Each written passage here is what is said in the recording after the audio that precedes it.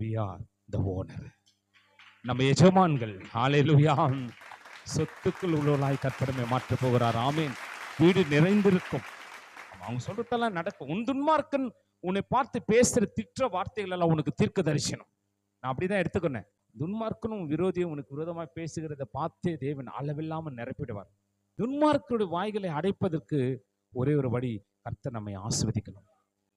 இன்றைக்கு இயேசுவின் நாமத்தை சொல்லுகிறேன், நீங்கள் பலவீனர்கள் அல்ல, அந்தபடி பலவீனனும் தன்னை கர்த்தருக்குள் பலவான் என்று சொல்லுவான்.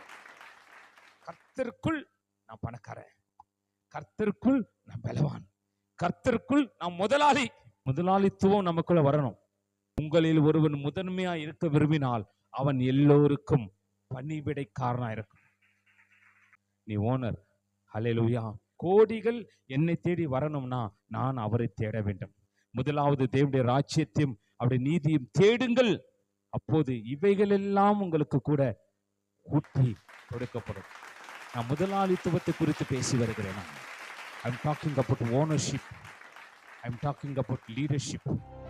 நான் கீழே பேசல, நீங்கள் மேலாவீர்கள் என்று பேசுகிறேன். நீங்கள் வாள் என்று பேசவில்லை, நீங்கள் தலை என்று சொல்லி பேசுகிறேன்.